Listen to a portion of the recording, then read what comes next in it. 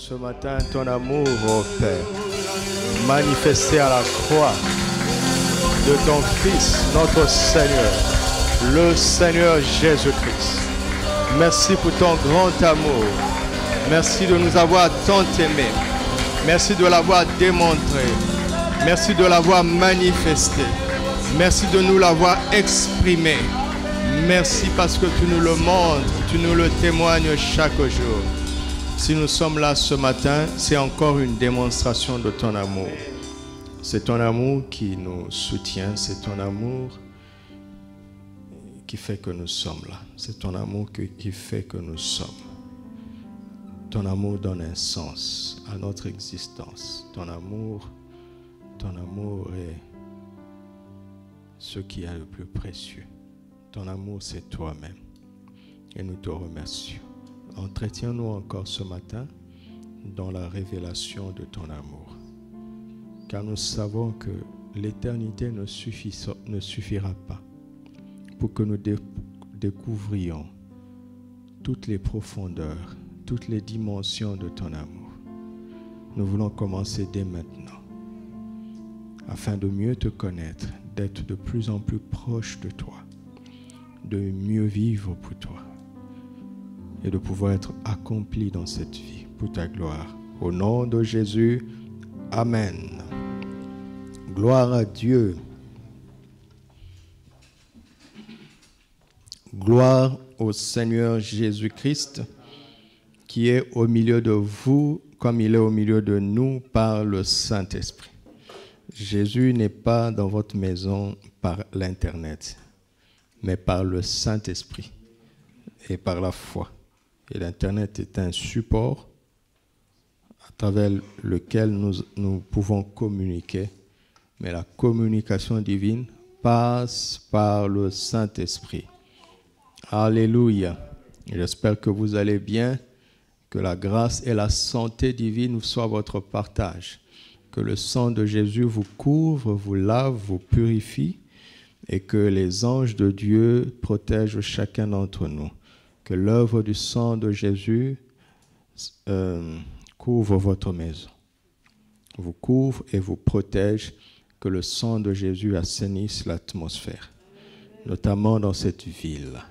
Au nom précieux de Jésus, Amen. Nous avons le pouvoir d'assainir l'atmosphère.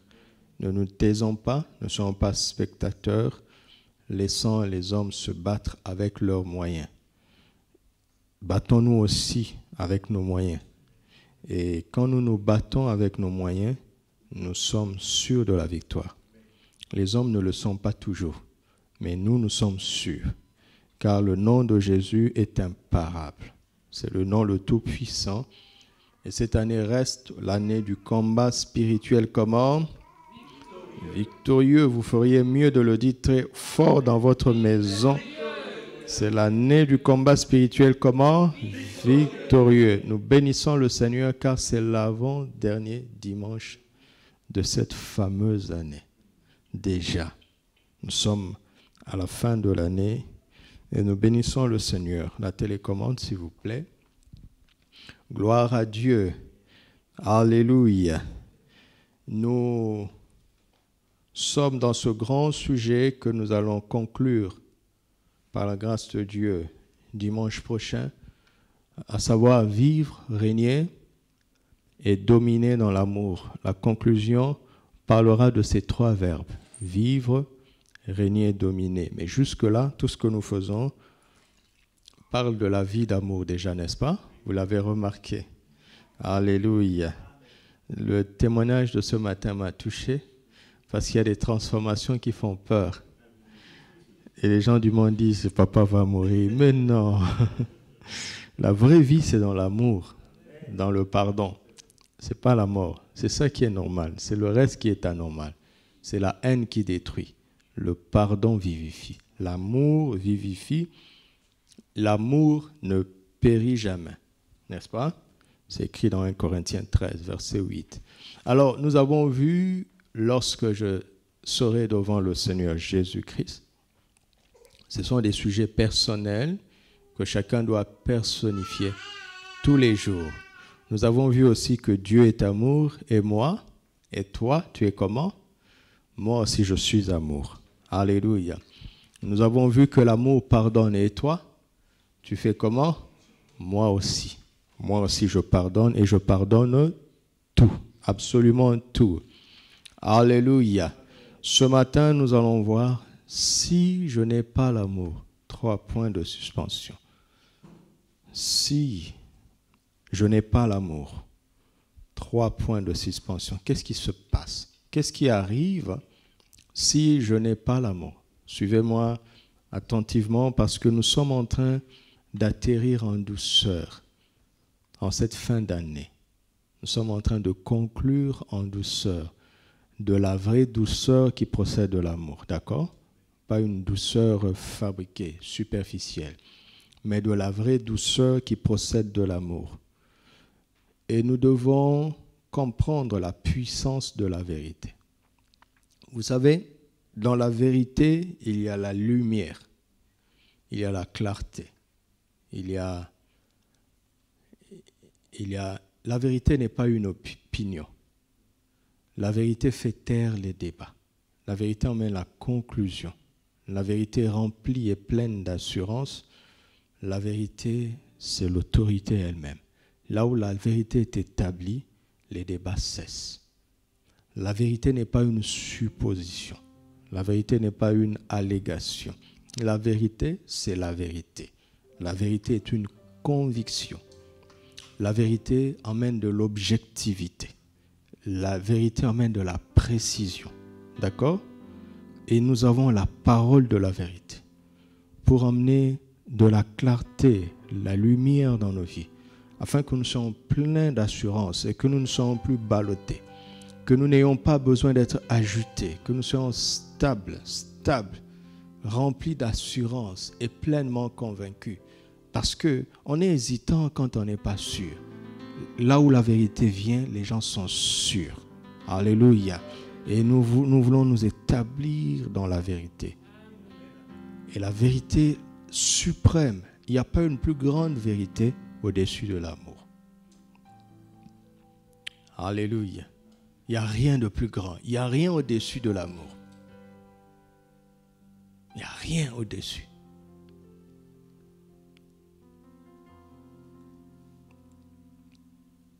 Si je n'ai pas l'amour, qu'est-ce qui se passe? Et le Saint-Esprit, à travers les Écritures, donne des réponses précises, qui sont claires, sans aucune ambiguïté. Elles sont certaines et véritables. Si je n'ai pas l'amour, le Saint-Esprit nous dit dans les Écritures qu'est-ce qui se passe. Et c'est ça que nous voulons voir. Alléluia. C'est ça que nous voulons voir. Vous êtes prêts? 1 Corinthiens chapitre 13. Nous lisons d'abord dans la parole vivante. 1 Corinthiens chapitre 13. Tout est sur la diapo. Dans la parole vivante. En effet, si je savais parler toutes les langues des hommes et même celles des anges, mais que je n'ai pas l'amour, je ne serais rien de plus qu'une trompette claironnante et une cymbale bruyante. Si je n'ai pas l'amour, j'ai beau être le plus inspiré des porte-paroles de Dieu. J'ai beau connaître tous les secrets de son plan. J'ai beau être versé dans toutes les sciences. Je peux même avoir une foi absolue au point de transporter des montagnes. Sans amour, je suis comment? Je ne suis rien. Quand je me dépouillerai de tous mes biens pour la nourriture des affamés, quand je distribuerai en aumône tout ce que je possède, quand même je me ferai brûler pour mes convictions, si je n'ai pas l'amour, cela ne me sert de rien. Vous avez vu ça? C'est le genre de passage qu'on lit et on s'arrête. Et on y revient. Et on y revient. Et on y revient. Lisons dans la version la plus courante, dans 8 secondes. Quand je parlerai les langues des hommes et des anges, si je n'ai pas l'amour, dans certaines versions c'est écrit la charité. J'ai la version révisée. Si je n'ai pas l'amour, je suis un airain qui résonne. C'est une trompette. Une trompette qui résonne ou une cymbale qui retentit. Et quand j'aurai le don de prophétie, la science de tous les mystères et toute la connaissance, quand j'aurai même toute la foi, jusqu'à transporter des montagnes, si je n'ai pas l'amour, je ne suis rien. Et quand je distribuerai tous mes biens pour la nourriture des pauvres, quand je livrerai même mon corps pour être brûlé, si je n'ai pas l'amour, cela ne me sert de rien. Amen. N'oubliez pas que l'apôtre Paul était un érudit. D'accord? Il avait la révélation, la pensée de Dieu, et il avait la formation intellectuelle pour écrire les vérités bibliques avec le style qui sied à la parole de Dieu et à la grammaire juive. Parce que Dieu aime ce qui est bon et ce qui est beau. Alléluia. Il aime ce qui est bon et qui est beau. Alléluia. Il est le Dieu du fond et de la forme. Il ne néglige rien. Il est le Dieu de l'intérieur et de l'extérieur. Il est le Dieu du cœur et le Dieu du corps. Glorifiez donc Dieu dans votre corps et dans votre esprit qui appartiennent à Dieu. Dieu ne néglige rien. Alléluia. Alors, regarde la personne qui est avec toi à la maison. Dans quel état il se tient là pour suivre le culte? S'il est en pyjama, chassez-le. Dites-le d'aller s'habiller, de se parfumer et de venir s'asseoir. Parce que c'est déshonorant. Il est le Dieu du fond et de la forme, de l'intérieur et de l'extérieur, du cœur et du corps, du bon et du beau. Alléluia. Quand vous oubliez le beau, vous ne vous concentrez que sur ce qui est bon, vous allez toucher à la vie de la parole. Je parle de la parole. Quand vous ne regardez qu'à ce qui est bon dans la parole de Dieu et vous ignorez ce qui est beau dans la parole de Dieu, vous allez toucher à la vie. Mais quand vous regardez les deux, à ce qui est bon d'abord dans la parole de Dieu et à ce qui est beau dans cette parole, vous allez toucher à la plénitude de cette vie. Vision, plénitude de vie. Alléluia. Il y a des gens qui passent de classe avec 6 sur 10. Il y en a qui veulent passer de classe avec 10 sur 10. Ne soyez pas moyen, soyez excellent. Car tout don parfait, toute grâce excellente descend d'en haut, du Père des Lumières, chez lequel il n'y a ni changement, ni ombre de variation. Refusez d'être moyen. Nulle part. Ne soyez moyen nulle part. Soyez excellent. Visez la perfection dans tout ce que vous faites. Alléluia. Nous sommes un peuple excellent. Nous sommes un peuple parfait. Nous sommes un sacerdoce royal, un peuple acquis, une nation sainte. Nous appartenons à celui qui nous a appelés de la médiocrité des ténèbres à son admirable lumière. Alléluia. Vous devez être bon. C'est ce que j'ai dit les 2 derniers sermons. pardonner tous et faire preuve de bonté. Vous devez aussi être beau. Pas beau par rapport à qui que ce soit. On ne se compare pas ici. D'accord? Mais beau par rapport à Dieu. Vous conformez à sa parole. Rectifiez tout ce que le miroir vous montre pour ressembler de plus en plus et de mieux à Christ. Alléluia.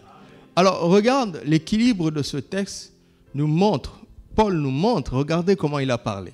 Vous avez vu? J'ai mis en gras pour que vous voyez. Ce texte s'articule autour de 3 piliers.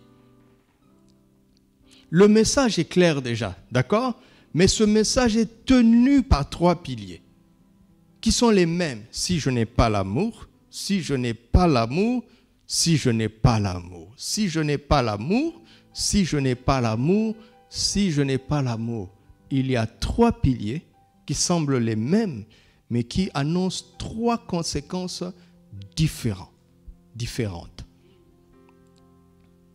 Si je n'ai pas l'amour, peu importe ce que je fais, je suis une trompette qui résonne, une cymbale qui retentit. Si je n'ai pas l'amour, je ne suis rien.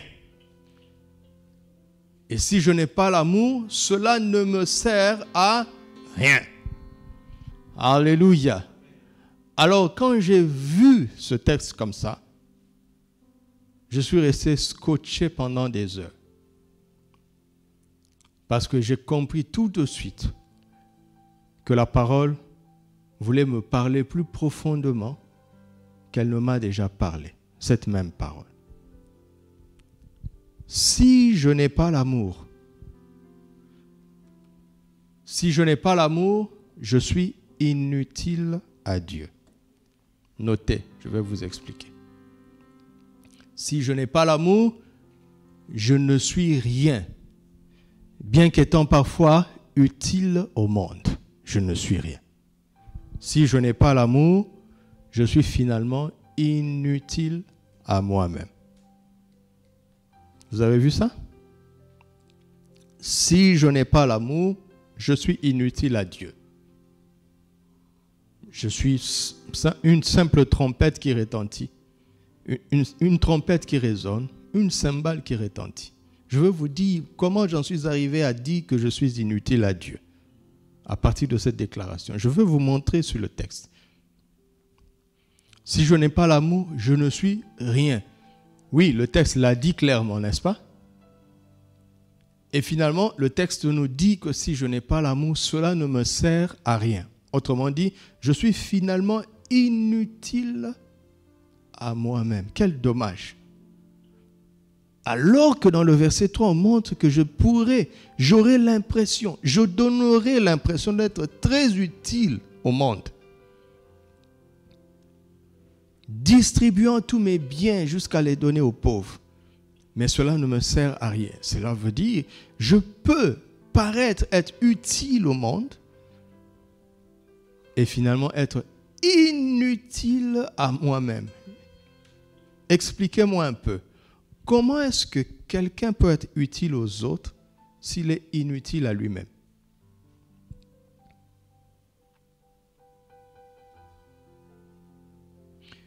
Est-ce que quelqu'un qui est médiocre peut donner ce qui est meilleur? Ce n'est pas possible. Est-ce que quelqu'un qui est rempli de haine peut donner l'amour? Pas possible. Souvenez-vous de Acte 3. Le premier miracle de Pierre, après la Pentecôte.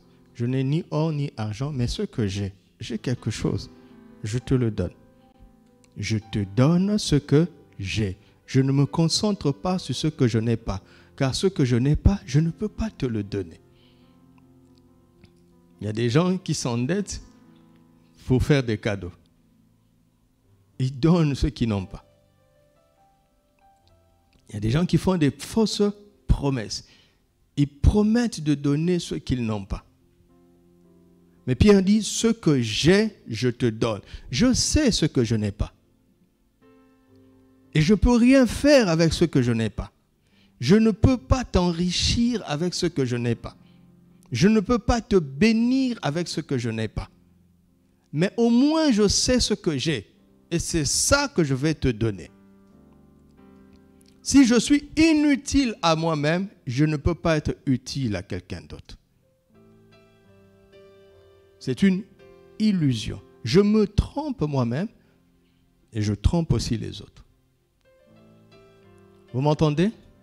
Si je n'ai pas l'amour, je suis premièrement inutile à Dieu. Si je n'ai pas l'amour, je ne suis rien. Si je n'ai pas l'amour, je suis finalement inutile à moi-même. Allons-y. Si je n'ai pas l'amour, je suis inutile à Dieu. Qu'est-ce qui m'emmène à cette conclusion?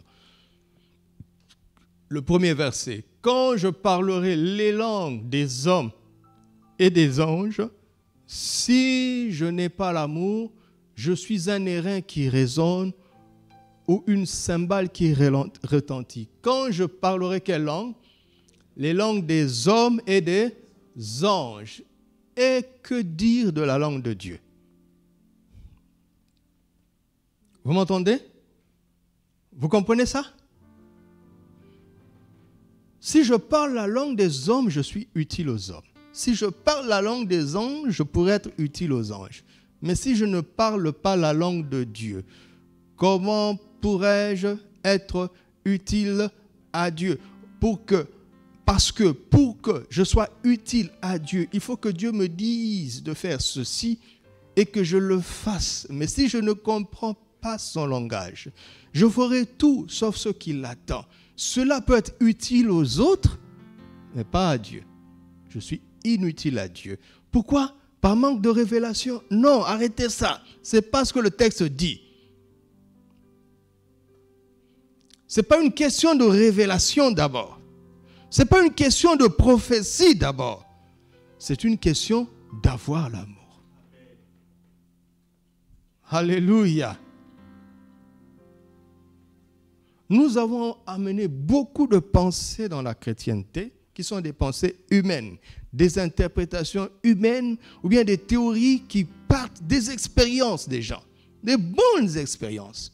Mais une expérience ne remplace jamais la parole écrite.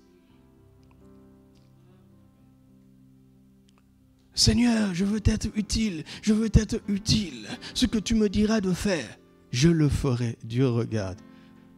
Il regarde ton cœur. Il ne voit pas l'amour, il dit, c'est pas la peine. Gabriel, n'y va pas. N'y va pas. Parce que s'il n'y a pas l'amour, il ne va pas comprendre Dieu. Ou bien, s'il le comprend, il n'osera pas. Ah ouais. Je méditais sur ce texte et ce matin, tôt le matin, alors que il m'avait déjà enseigné la nuit, tout était clair. Quand je me suis réveillé le matin, je repassais ça sur mon cœur. Et j'ai dit à l'Esprit de m'expliquer encore, de m'aider encore, de rendre ça encore plus simple. Parce que ce que nous cherchons maintenant, c'est la simplicité et la clarté. D'accord? C'est là où moi je suis. Là. Tout ce que je cherche, c'est la simplicité et la clarté. Tout ce qui est sophistiqué ne m'intéresse pas. Mais Dieu m'a dit, regarde le mariage. Ce qui unit un homme et une femme, c'est quoi? C'est l'amour. Mais après, le mariage, c'est un engagement de vivre ensemble pour toujours, de marcher ensemble. Mais l'homme et la femme ne s'asseyent pas pour se regarder, se contempler, que tu es beau, que vous me semblez joli, que vous me semblez beau. Sans mentir, si votre ramage se rapporte à votre plumage, vous êtes le phénix de hôte de ce bois. Cette leçon vaut bien un fromage. Ça, c'est de la flatterie. Ça, c'est pas de l'amour. On ne s'assoit pas là pour se contempler tous les jours. Le mariage devient du travail. N'est-ce pas? Et quand tu te maries, tu es engagé dans une entreprise à temps plein, 24 heures sur 24. Vous réfléchissez ensemble, vous affrontez les problèmes ensemble, vous triomphez ensemble, vous vous projetez ensemble. En fait, vous travaillez ensemble. Mais ce qui vous a mis ensemble, c'était l'amour. Et ce qui fait que vous tiendrez et que vous déplacerez les montagnes et que vous repousserez les limites et que vous accompagnerez les enfants, les faisant grandir jusqu'à les mettre sur les rails de leur destinée. Ce qui vous donnera la force de vous sacrifier 24 heures sur 24 pour vos enfants. C'est l'amour. Ce qui fera que le mari et la femme se comprendront de mieux en mieux, c'est l'amour. Ce qui fera que la femme sera soumise à son mari, c'est l'amour que le mari lui montre, comme Jésus. C'est écrit dans Éphésiens. Les hommes veulent se battre pour rien. Moi, je suis la Bible, je suis le texte.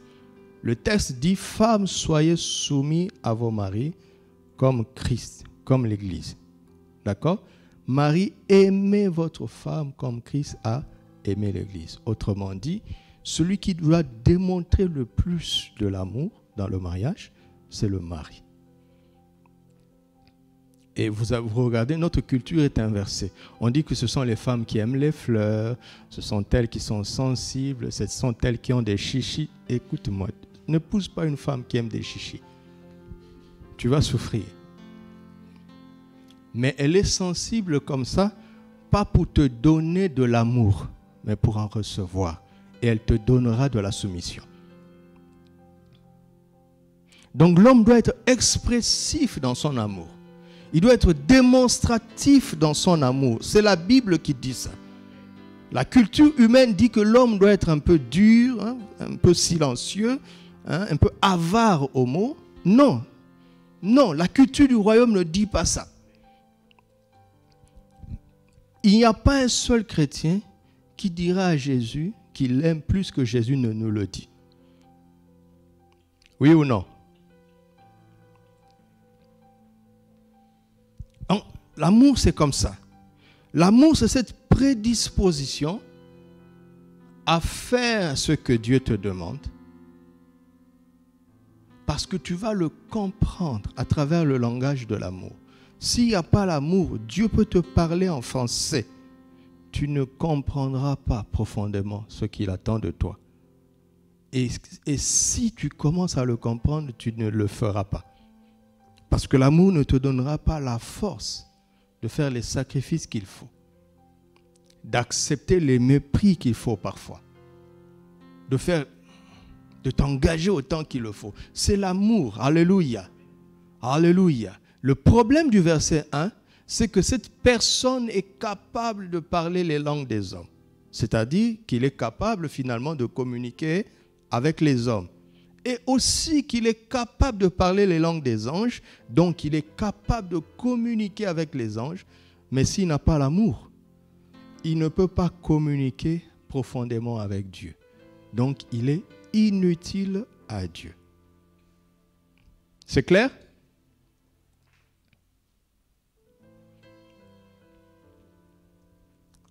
Vous voyez ça? Seigneur, je veux être utile pour toi. Seigneur, je veux être utile pour toi. C'est une bonne prière. D'accord? Mais je veux t'apprendre à mieux prier. Mieux prier, c'est d'aimer Jésus. Alléluia. Parce que la disposition d'amour dans ton cœur te préparera à comprendre ce qu'il veut et à le faire. Qui d'entre nous sait que Dieu sait ce qu'il y a dans nos cœurs? Alléluia. Quoi que ce soit que Dieu veuille te demander de faire pour lui, il sait déjà à l'avance si tu vas le faire ou pas.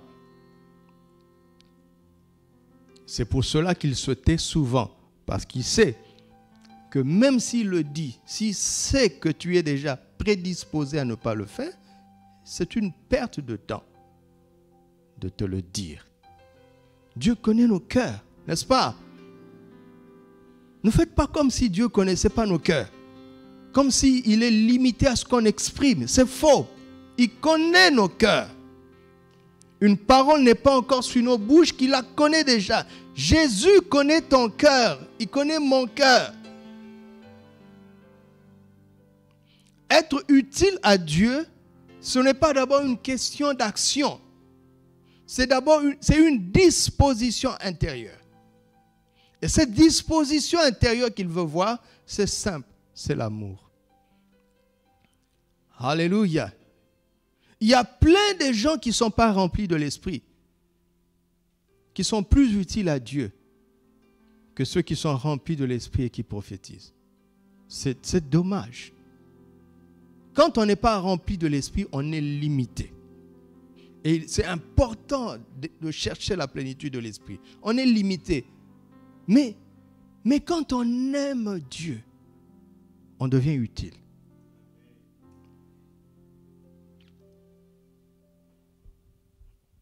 Alléluia. C'est clair? Si je n'ai pas l'amour, je suis inutile à Dieu. Pourquoi? Parce que je parle toutes les langues, sauf celle de Dieu. Je ne parle pas le langage de Dieu. Je ne communique pas avec Dieu. Je sais communiquer avec les hommes.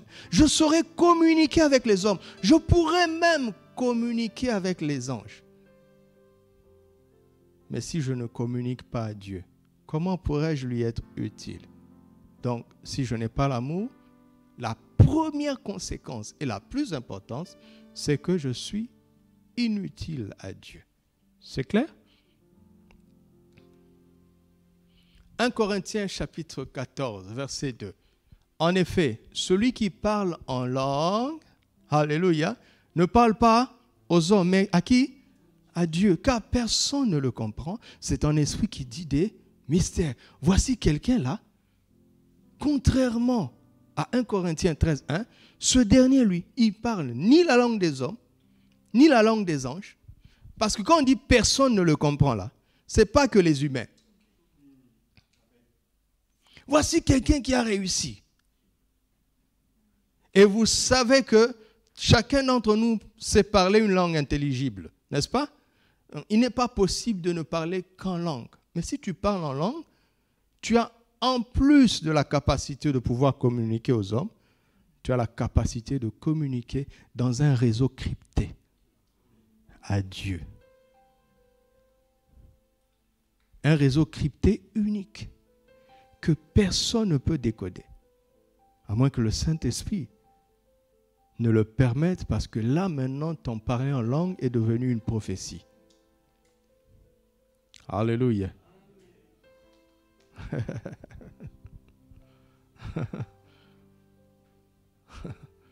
Le parler en langue est donc précieux, n'est-ce pas?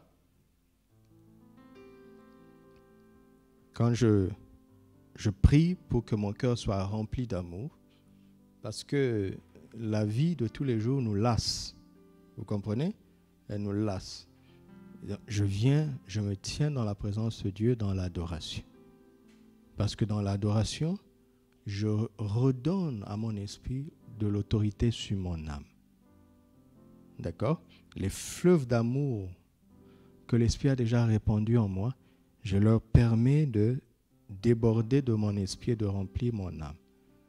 Et après un certain temps dans l'adoration, la tristesse perd sa force, le découragement perd sa force, parfois la colère pour certaines choses perd sa force, l'amour commence à envahir mon âme jusqu'à reprendre tout le contrôle. Et là, tout mon être devient libre d'aimer Jésus.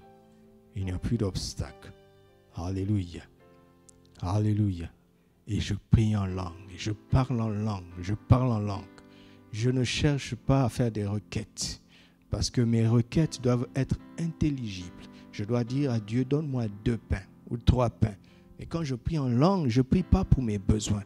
Je communique dans un langage secret à Dieu, faisant confiance à l'Esprit qui m'emmène à dire exactement ce que Dieu attendait de moi de lui dire à cet instant-là. Et donc, si je prie en langue, dans un cœur prédisposé dans l'amour, Dieu va me parler. Parce qu'il voit que je suis prêt pour lui être utile. C'est simple? Est-ce que ce que je dis est simple? Est-ce que c'est pratique? C'est le but. C'est le but. Le but, c'est de dire des choses simples et pratiques. Alléluia. C'est ça le but. Le reste ne m'intéresse pas. Parce que je veux être utile à Dieu. Alléluia. Je préfère parler à Dieu 1000 fois qu'aux hommes. Et 10 000 fois qu'aux anges. Parce que l'ange que tu vois là, tu ne sais pas si c'est un démon ou c'est un ange de Dieu. Vous savez ça? On va lire un texte où Satan lui-même se déguise en ange de lumière. Donc si tu as une apparition angélique, ne te réjouis pas vite. On n'est pas sûr d'abord que c'est un ange de Dieu. Accueille-le au nom de Jésus. S'il reste là, il dit, bon, maintenant on peut causer. Tu comprends? Les gens rêvent de voir les anges plus que le Seigneur. C'est une folie.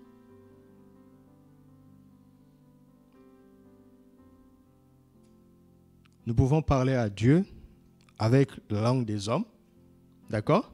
Mais on parle à Dieu parce qu'il comprend toutes les langues. Et nous pouvons parler à Dieu avec la langue de l'esprit. Pourvu que nous parlions à Dieu. Alléluia.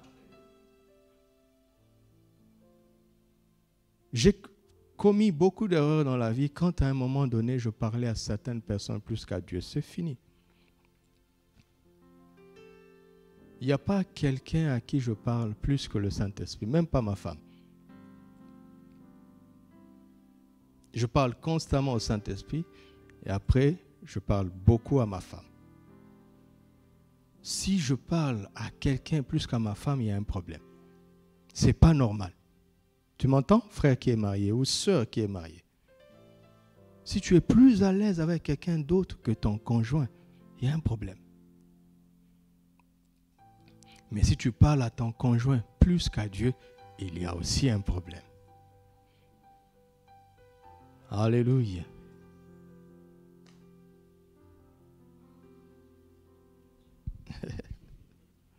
Au début, quand j'ai arrangé ça, c'était bien pour moi. Parce que je passe beaucoup de temps avec le Seigneur. Après, quand je suis satisfait, voilà, je viens pour parler avec elle. Mais elle aussi, elle a capté. Parfois, je la cherche. Elle n'a pas de temps pour moi. Qui est fou? Toi, tu as passé tout ton temps avec Dieu. Maintenant, tu viens faire tes vacances avec moi. Elle a compris. Donc, parfois, on se cherche. Ne sois pas sûr que si tu lui as dit quelque chose, qu'elle va me le dire forcément. On peut faire 48 heures à la maison. Il n'y a personne. Mais on ne sait pas parler 1 heure. Parce que chacun est occupé à parler au meilleur. Et ça a arrangé notre vie. Alléluia. Même si de temps en temps, je suis jaloux de son téléphone et de son WhatsApp. Je dis, c'est bon maintenant. Parce que son téléphone ne s'arrête pas. Vous comprenez? Être utile à Dieu. Est-ce que c'est pratique ce que je dis?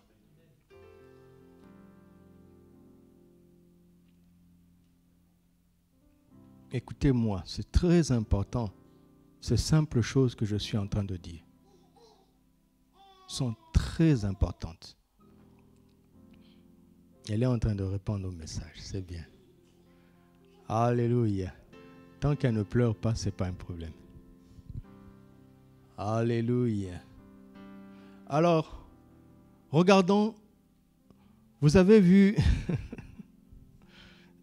la Bible, n'oubliez pas le bon et le beau. Quand il parle d'un airain qui résonne, c'est-à-dire une trompette, vous avez vu dans la parole vivante. Ce n'est pas pour rien qu'il parle de la trompette et de la cymbale. Il y a d'autres instruments, il y a des luttes, il y a des harpes dans la Bible, je ne parle pas de vous. Mais il a choisi ces deux éléments de manière... parce que c'est très, très, très, très important. Savez-vous que toutes les cymbales, toutes les trompettes ne sont pas utiles à Dieu? Vous le savez? Elles sont là, mais elles sont inutiles à Dieu. Par exemple, ce saint piano est sanctifié à cause du frère qui joue dessus. D'accord? Et parce que c'est un saint qui joue un air saint dessus, le piano est sanctifié. Donc le piano devient utile à Dieu. Mais on peut prendre quelqu'un d'autre qui va poser ses mains. Il peut être même plus rodé que notre frère Aquilas. Il peut être plus doué, naturellement parlant, que lui.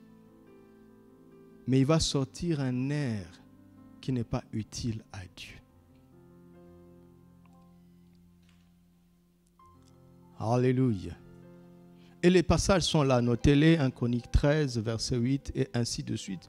Vous voyez qu'on cite les trompettes et les cymbales qui étaient utiles dans le sanctuaire et même qui participaient à l'atmosphère prophétique. C'est-à-dire, ils participaient au point que le sacrificateur puisse capter le message de Dieu. C'est-à-dire communiquer avec l'Esprit de Dieu pour finalement parler de la part de l'Esprit de Dieu.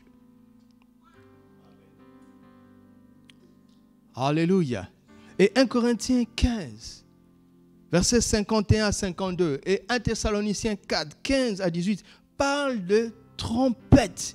Il y a 2 trompettes qui sont prévues, qui attendent spécialement. Ces trompettes-là ne sonneront que pour le retour de Jésus. Vous imaginez la gloire de ces trompettes.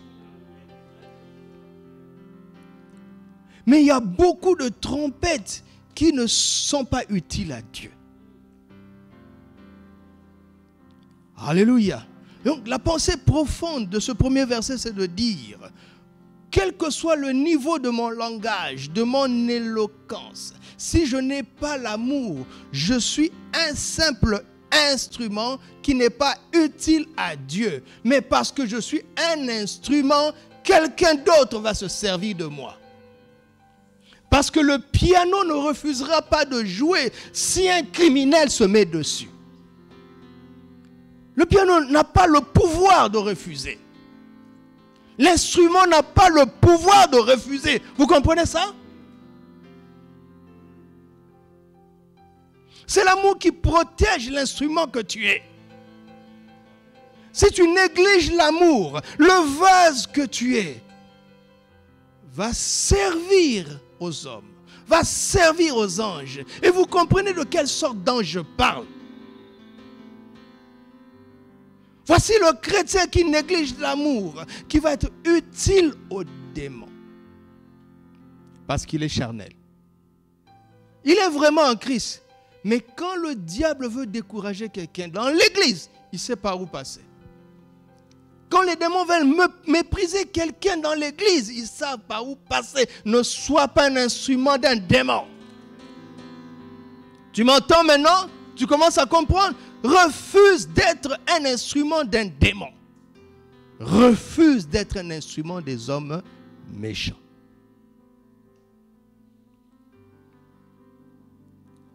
L'instrument que je suis, je veux qu'il soit dans un placard, n'est-ce pas, de l'amour de Dieu, bichonné par les saints anges de Dieu, en attendant d'être utile à Dieu.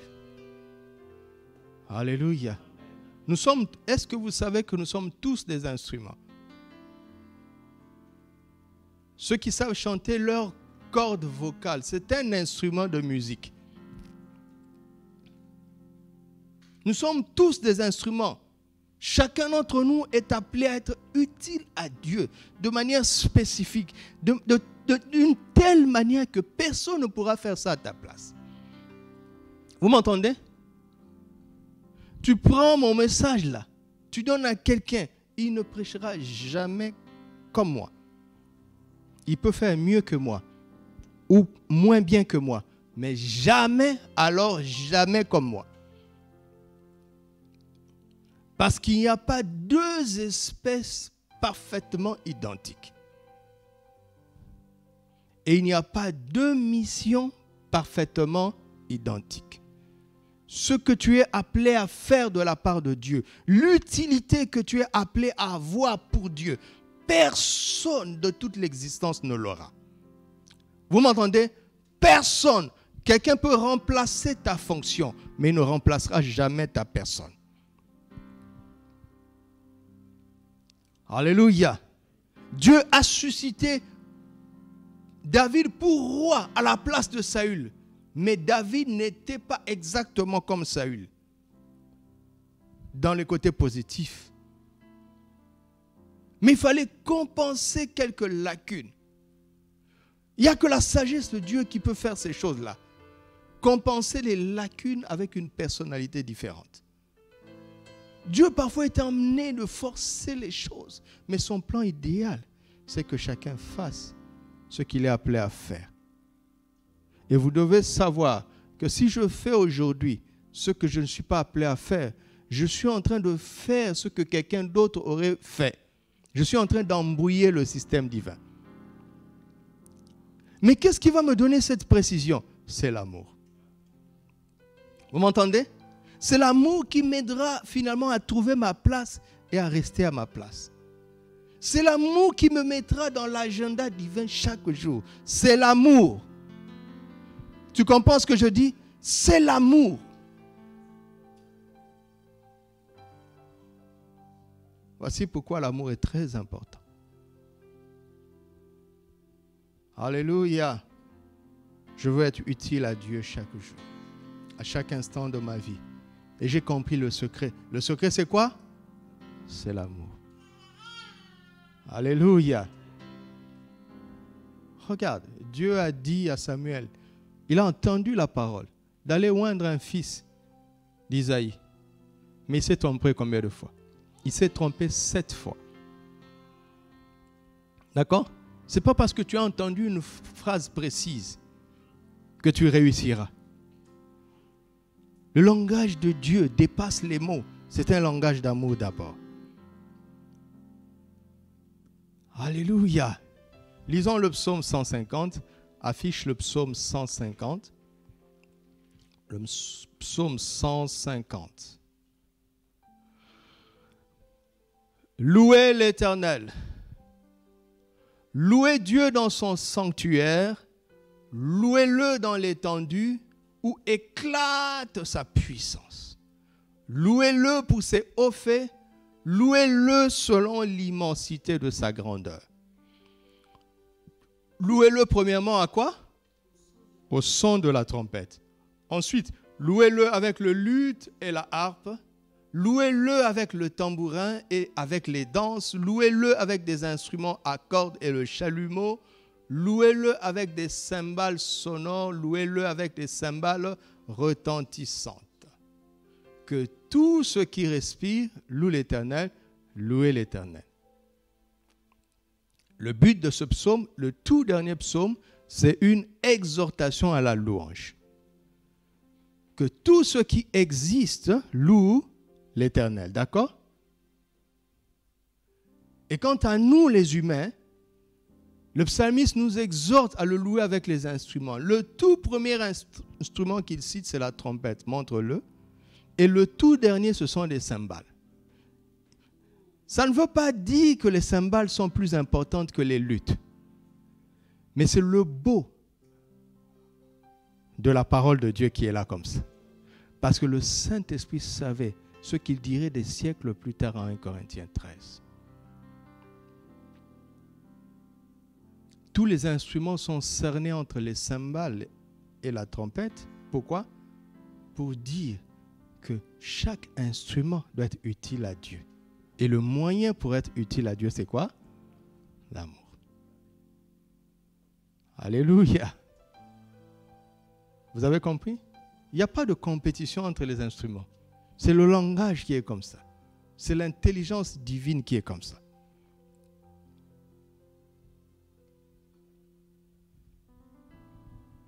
Si je n'ai pas l'amour, je suis inutile à Dieu. Deuxièmement, si je n'ai pas l'amour, je ne suis rien. Nous avons saisi le premier point. Écoutons maintenant le second point. Si je n'ai pas l'amour, je ne suis rien. Si je n'ai pas l'amour, je ne suis rien. Si ça ne marche pas, tu cliques pour moi. Merci. 2 Corinthiens chapitre 4, verset 13.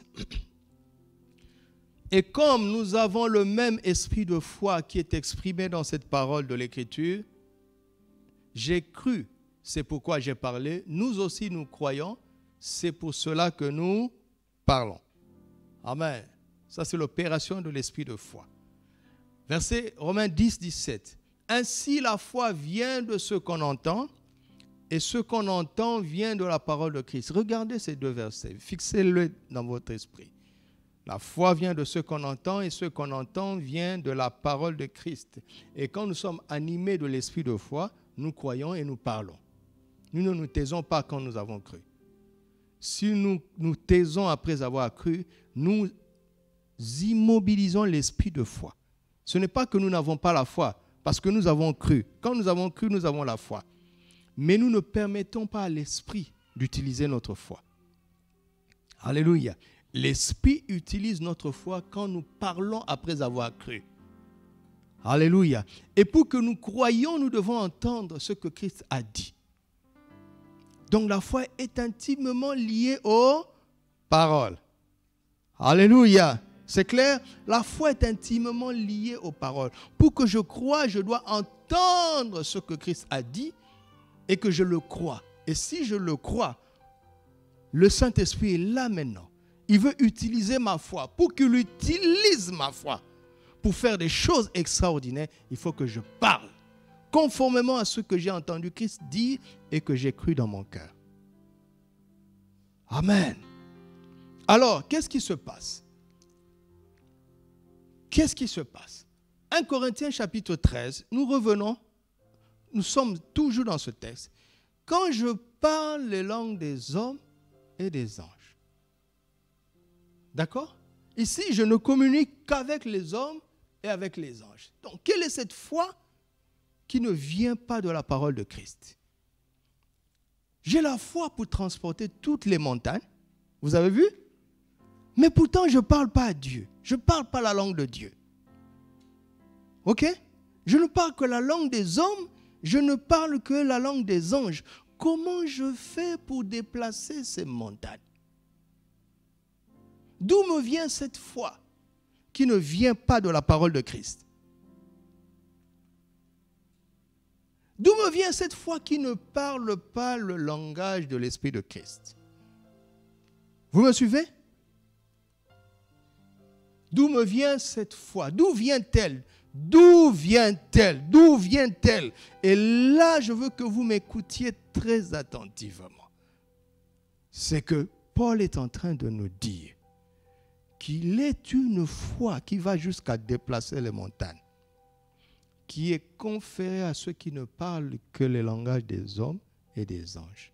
Ils ne parlent pas le langage de Dieu. Et pourtant, ils déplacent les montagnes. Vous m'entendez?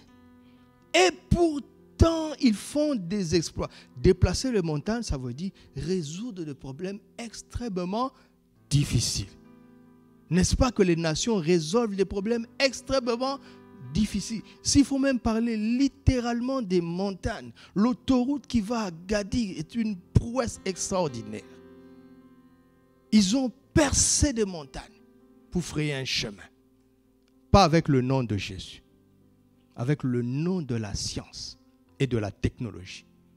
Quand ils ont fait leurs calculs sur leur plan, et quand ils ont envoyé les ouvriers sur le chantier, ils avaient la foi que leur mesure va produire ce qu'ils ont dessiné. Vous commencez à comprendre? Donc l'homme a une foi propre.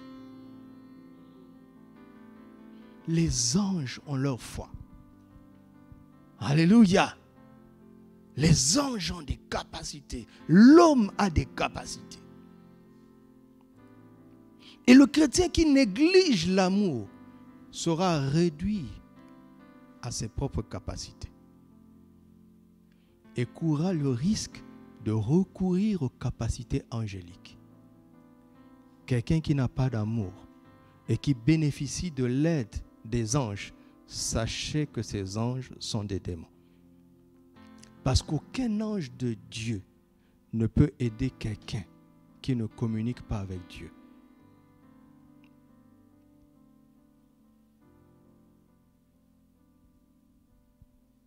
Vous voyez ça?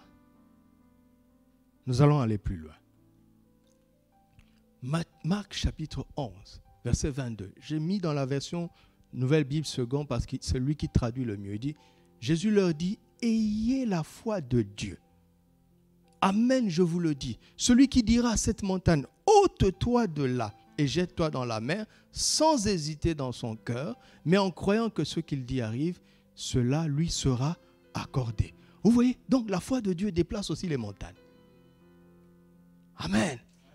Écoutez-moi, écoutez-moi. Mais la foi des hommes aussi déplace les montagnes. La foi des anges aussi déplace les montagnes.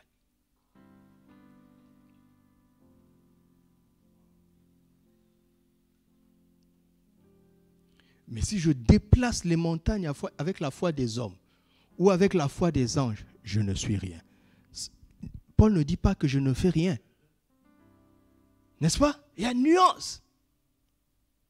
Parce que je suis triste comment je vois l'Église, surtout en Afrique. On néglige la science. On a tout mis sur soi-disant la prière. Moi, je n'appelle pas ça la prière. Quelqu'un qui prie bien va être intelligent. Il va trouver des solutions. Il ne va pas être paresseux. Il ne va pas être improductif. Ce n'est pas possible. Tu communiques avec le Saint-Esprit et tu ne découvres rien, tu n'inventes rien, tu ne produis rien. Tu ne pries pas. Ça, ce n'est pas la prière. Et je disais au pasteur Arlette hier, comment j'observe, le monde avance. La technologie va de plus en plus. Si l'Afrique ne se réveille pas, nous deviendrons la balayure de l'humanité. Chrétien qui m'écoute, prie, mais cherche la direction divine. Cherche la sagesse de Dieu pour faire quelque chose.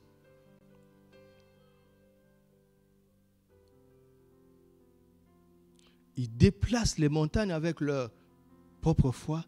Nous avons la foi de Dieu qui est à notre disposition. Amen. Tu me suis? C'est très important. S'il existe la foi de Dieu, il en existe donc la foi des hommes et des anges. Amen. Regarde. Quand l'ange Gabriel a rendu muet Zacharie, il avait foi en ce qu'il a dit. N'est-ce pas? Voilà. Regardez comment la foi de Dieu fonctionne. Elle fonctionne par la parole. Regarde, l'ange dit, je suis Gabriel. Je me tiens devant Dieu. Tu ne parleras plus. Il n'a pas dit, Dieu m'a dit de te dire ça. Hein? Il est fâché comme ça de voir un souverain, un sacrificateur qui ne croit pas à la parole de Dieu. L'ange Gabriel est venu t'a parlé. Tu as les Écritures. Ce n'est pas un païen. Hein? Il a les Écritures. Il sait que ce même ange avait parlé à Daniel. Zacharie le sait. Et le même Gabriel vient. Et Zacharie hésite. Gabriel a dit, je vais m'excuser quand je vais rentrer. Hein. Mais papa, ça là, je ne vais pas supporter. Et quand il est rentré faire le compte, il dit, bon, j'ai délivré le message. Majesté, j'ai délivré le message. Tu sais, Dieu est bon. Hein. Il est autoritaire, mais il est bon. Il est bon.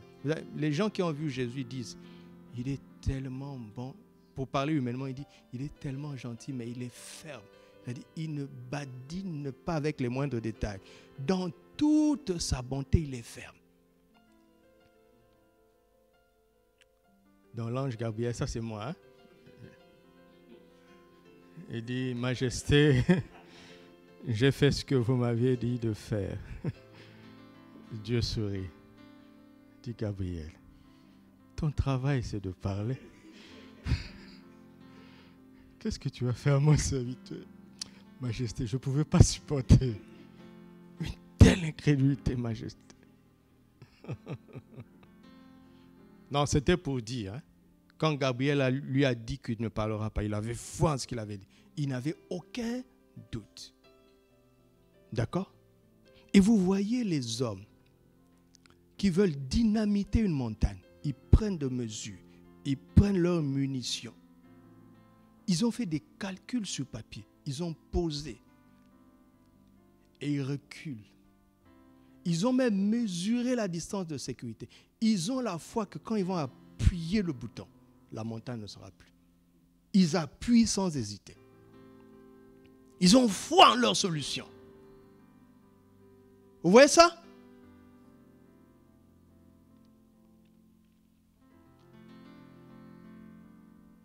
Et qu'est-ce que nous faisons de la parole de Dieu?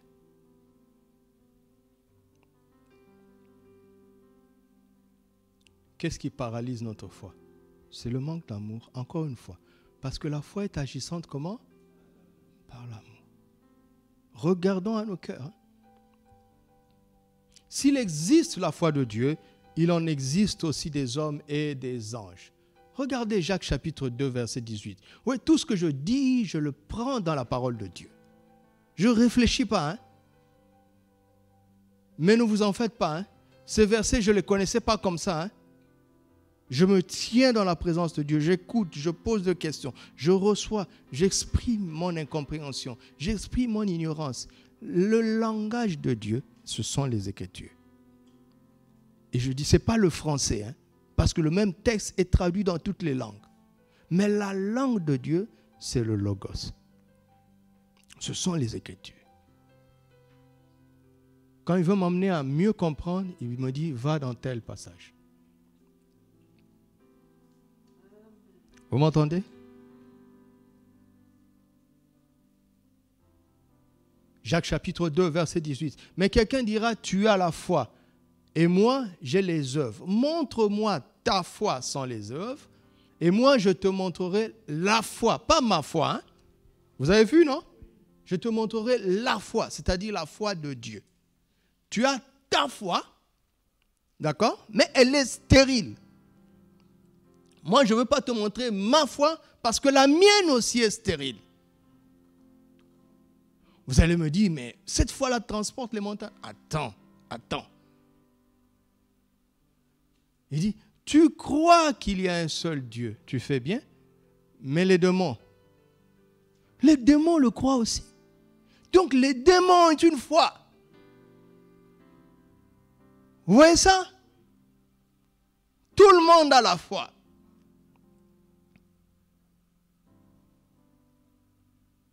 Dieu a sa foi, les hommes ont leur foi, les anges ont leur foi. Dieu a doté l'homme et les anges des capacités sur lesquelles ils peuvent fonder leur propre foi. Vous comprenez ça? Est-ce que vous comprenez ça? Cette foi ne porte pas de fruits qui comptent pour Dieu et pour l'éternité. Parce que la foi de l'homme ou des anges, c'est quoi? C'est en réalité leur capacité. La foi de Dieu, c'est quoi? C'est sa parole, pas sa capacité. Dieu a tout créé par sa capacité. Dieu a tout créé par sa toute-puissance. Hein? Il a tout créé par quoi? Sa toute-puissance est le résultat de sa parole. Il soutient toutes choses par quoi? La parole de sa puissance ou bien par sa parole toute puissante. En fait, la toute puissance de Dieu, c'est sa parole. C'est sa parole qui est toute puissante. Dieu a foi en sa parole, l'homme a foi en sa capacité, l'ange a foi en sa capacité. Quand l'ange de Perse a résisté à Gabriel, Gabriel n'est pas un combattant, il n'a pas cette capacité. Lui, il est un messager, mais il n'est pas un combattant. Michel a dû venir. Lui, sa capacité, c'est le combat. Donc, Michel s'est appuyé sur sa capacité de guerrier. Gabriel agit sur sa capacité de messager. Tu enlèves la capacité, les hommes et les anges n'ont plus de foi.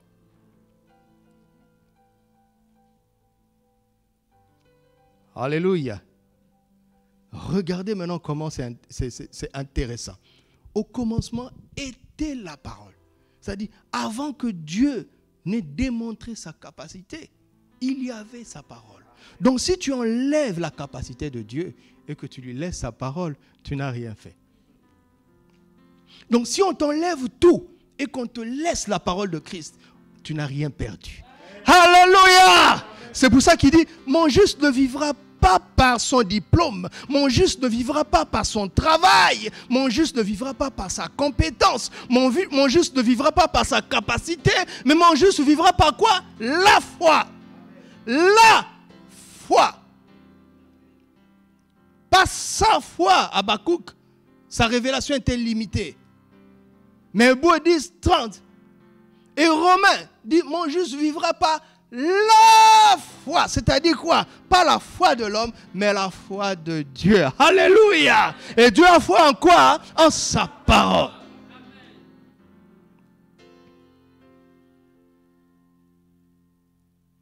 Si je n'ai pas l'amour, je suis rien. Écoute, c'est pas parce que tu fais, ou que tu peux, que tu es quelqu'un pour Dieu. Pour Dieu, on devient quelqu'un quand on a l'amour.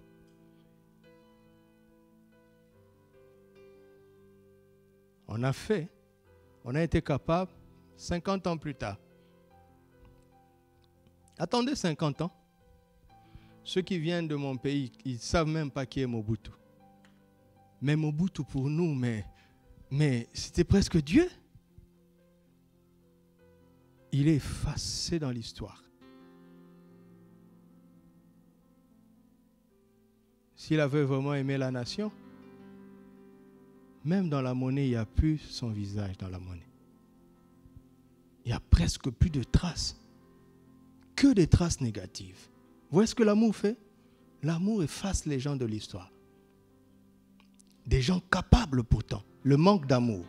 Le manque d'amour finit par effacer des gens capables de l'histoire.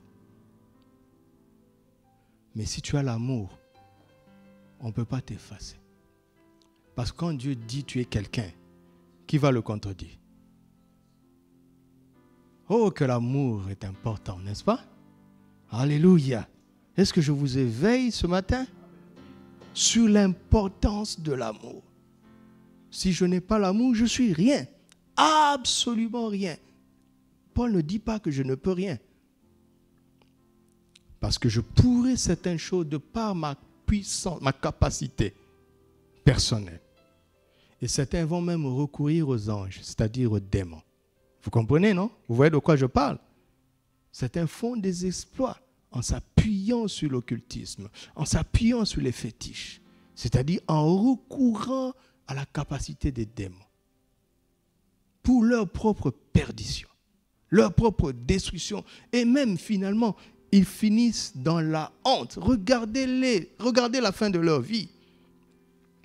Ils meurent dans la honte. La fin de leur vie montre qu'ils n'étaient rien. Rien du tout. Pourtant, ils pouvaient certaines choses. Le secret, c'est l'amour. Alléluia. Le secret, encore une fois, c'est l'amour. Le secret, c'est l'amour. Notez ces passages pour votre édification et vous verrez que Dieu a doté l'homme de beaucoup de capacités. L'homme est chargé de capacités extraordinaires. L'homme a un potentiel extraordinaire. Et d'ailleurs, la première tentation consistait à cela. Satan voulait pousser Jésus à faire ce que Dieu ne lui a pas dit de faire. Mais Jésus était capable de le faire. Jésus était capable. Jésus n'a pas dit, je ne peux pas le faire. N'est-ce pas? Vous savez que Jésus est honnête. Jésus aurait pu dire, je ne peux pas le faire. Il n'a pas dit ça. Il pouvait le faire. Mais il a refusé de le faire Parce que dans Jean 5, il dit, il ne fait que ce qu'il voit faire au Père. N'est-ce pas? Il dit, ce que le Père fait, le Fils aussi le fait pareillement. Et le verset 20 nous montre le secret. Je dis, mais Paul, tu étais où quand tu écrivais là? Est-ce que Jésus était à côté de toi? Il dit, l'Esprit était en moi. Jésus dit dans Jean 5, au verset 20e, il dit, le Père aime le Fils et il lui montre tout ce qu'il doit faire. Et il lui montrera de plus grandes œuvres. Donc le secret de l'amour, n'est-ce pas? C'est l'amour qui donne une révélation précise de ce que Dieu veut qu'on fasse exactement. C'est dans l'amour. Amen. Ce n'est pas dans la recherche vague de révélation. Aime Dieu et tu finiras par savoir précisément ce que tu dois faire là où tu es maintenant. Alléluia.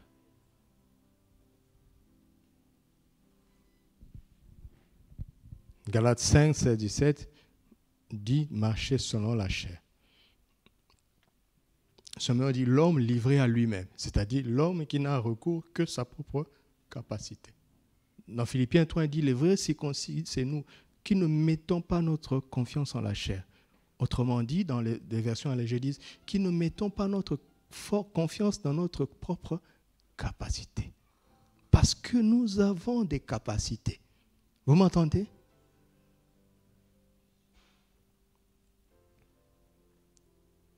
De Corinthiens 3 dit que notre capacité vient de Dieu.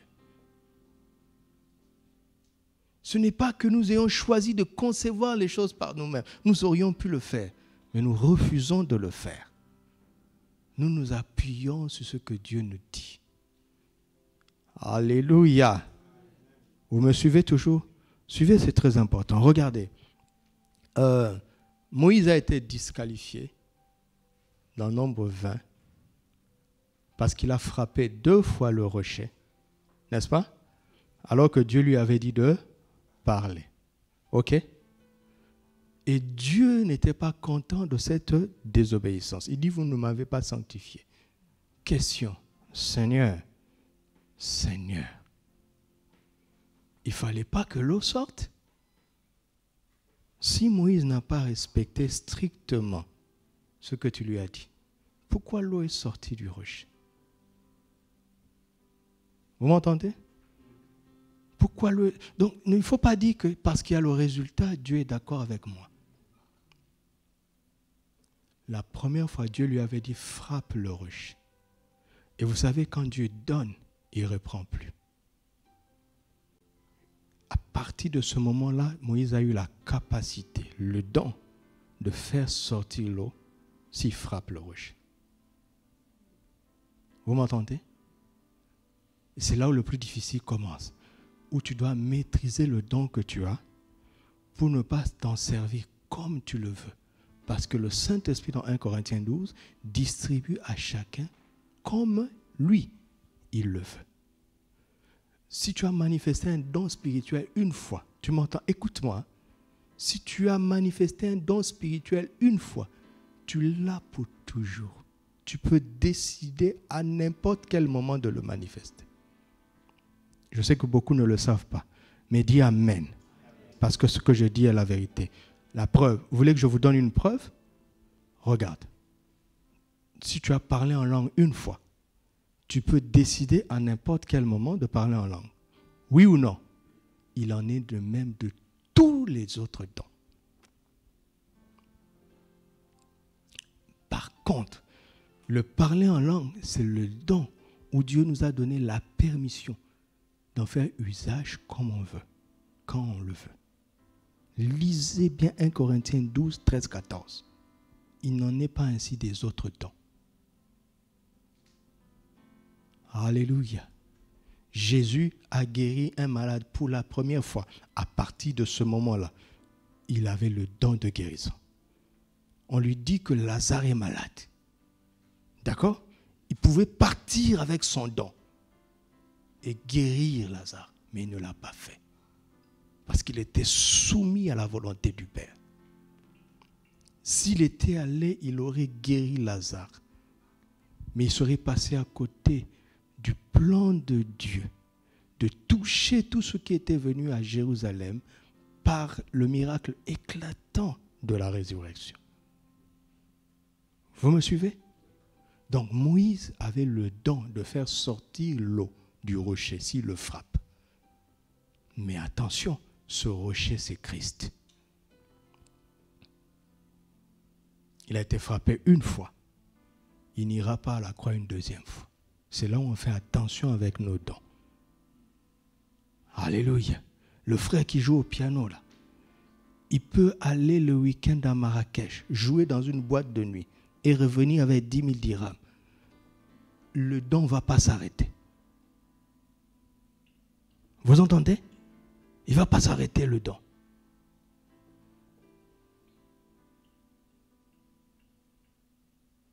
Juge 16 m'a étonné. Juge 16 m'a étonné parce que là, l'Esprit me disait le matin, il dit, regarde l'échec de Samson. Quand il m'a dit ça, ce chapitre est devenu comme un film. Ce chapitre que je connaissais est devenu comme un film. Et j'ai regardé, il n'y a pas un seul endroit où l'on dit que l'Esprit de l'Éternel saisit Samson. Samson est entré chez une prostituée, dans le même chapitre 16. On a encerclé la ville sans que l'Esprit le saisisse. Il a soulevé le portail de la ville. Avec quelle force? Avec son propre don. Maintenant, tous les pièges que Dalila, j'ai dit, mais Seigneur, pourquoi je ne voyais pas ça? J'ai senti l'Esprit sourire. Dans mon esprit, quand Dalila disait, les Philistins sont autour de toi, dans mon esprit, je pensais que l'Esprit le saisit. Et puis, non, va lire juste 16. L'Esprit ne l'a pas saisi. L'homme a commencé à jouer avec son don. Il n'était plus soumis à l'Esprit. C'est devenu la capacité de l'homme. Vous m'entendez? Vous m'entendez? Mais où est le problème? Le problème, ou bien la vérité, se trouve dans notre texte de base. Il a commencé par toujours les paroles. Si je parle le langage des hommes et des anges, tout commence par les paroles. Et non, la capacité de Dieu vient aussi dans sa parole. Donc c'est une question de parole. J'ai dit, oui Seigneur, je comprends. Je vois ça dans 1 Corinthiens 13. Je vois ça dans 1 Corinthiens 13. Et là, les versets ont commencé à éclater. Il dit, regarde, Actes chapitre 7. On dit, Moïse était instruit. Dans toute la sagesse des Égyptiens, il était puissant en quoi? En parole et en œuvre.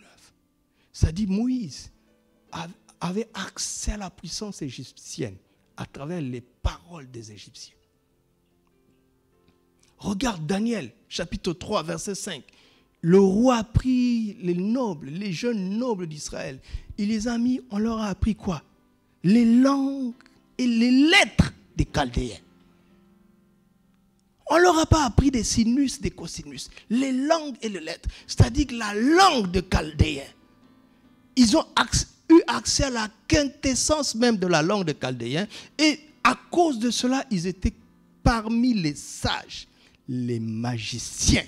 Vous entendez? Les magiciens, dans une formation de lettres et de langues. Comment devient-on magicien? En étudiant les langues et les lettres.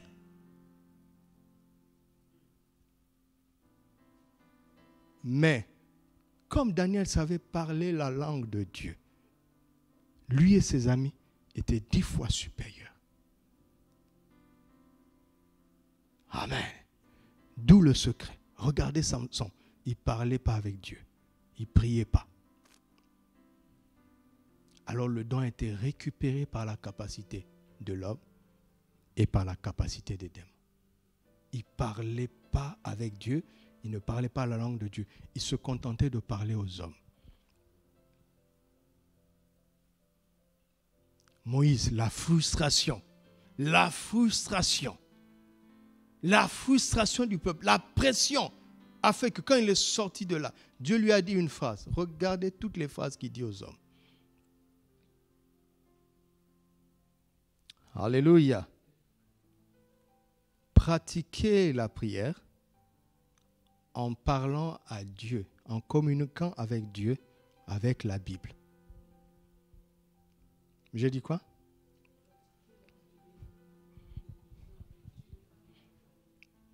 Regarde, si tu veux louer Jésus, d'accord? Ne fais pas un poème. Tu comprends? Si tu veux que ton adoration touche le cœur de Jésus, ne lui fais pas un poème. Ne lui fais pas des beaux yeux. Il est esprit, il n'est pas charnel. Loue-le avec ce que la Bible dit qu'il est. Adore-le avec la simplicité des Écritures. Tu es le lion de la tribu de Juda. Tu es l'agneau de Dieu. Tu es le prince des rois de la terre. Il y a eu beaucoup de leaders. Personne n'a parlé comme toi. Tu as dit, je suis le chemin, la vérité et la vie. Seigneur, je t'adore, car tu es le chemin. Tu es la vérité. Tu es la vie. Et le chrétien dit, oh non, il ne s'est pas adoré. On ne l'adore pas avec nos poèmes. Alléluia. Tu as besoin de quelque chose. Cherche une promesse biblique. Père, il est écrit dans ton temps. Alors au nom de Jésus, je te demande, conformément à ton temps, je reçois au nom de Jésus. Prier, c'est la chose la plus simple.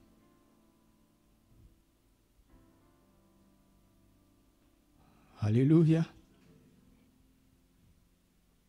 C'est pratique ce que je dis. L'homme a sa capacité, les anges ont leur capacité. Notez les passages, je ne vais pas les commenter.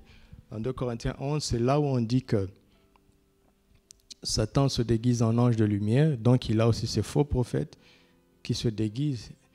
Acte 26, Dieu, le Seigneur dit à Jésus que je t'ai établi pour sortir mon peuple de ténèbres à la lumière, de la puissance de Satan. C'est Jésus qui parle.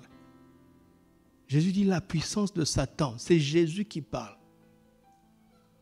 Jésus est en train de dire ce Satan-là a une certaine puissance.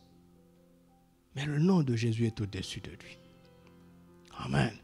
Dans Exode 7 et 8, les passages que j'ai affichés, Dieu envoie Moïse faire des miracles. La Bible dit les magiciens de Pharaon en firent de même par leurs enchantements, c'est-à-dire par l'occultisme. Les démons ont une certaine puissance. Ils ont une certaine capacité. Et si nous ne nous contentons pas d'aimer Dieu, nous serons amenés à être livrés à notre propre capacité. Et si on ne s'arrête pas, malheureusement, certains vont en venir à recourir à la capacité des anges. Et attention, attention, les chrétiens, certains chrétiens se sont retrouvés dans des choses obscures sans savoir qu'ils étaient en train de glisser dans l'occultisme. Parce qu'ils aimaient le sensationnel plus que Jésus et sa parole. Et Satan, qui est un ange de lumière, s'est déguisé. Il a mis la part du sensationnel. Parce qu'il voyait que leur cœur n'aimait pas Jésus. Leur cœur n'aimait pas la parole de Dieu. Donc il organise des spectacles d'église. J'appelle ça des réunions. J'appelle pas ça des réunions. Des spectacles de l'église qui ne sont pas centrés ni sur Jésus, ni sur la parole, mais sont centrés sur un homme. Des heures et des heures à faire n'importe quoi. C'est comme un spectacle. La Bible n'est pas dedans. Et les chrétiens ne se rendent pas compte qu'ils ouvrent la place à des esprits de démons. Parce que des choses se passent, des phénomènes se produisent. On ne juge pas à partir des phénomènes. On regarde d'abord le message, l'honneur qui est dû à Jésus.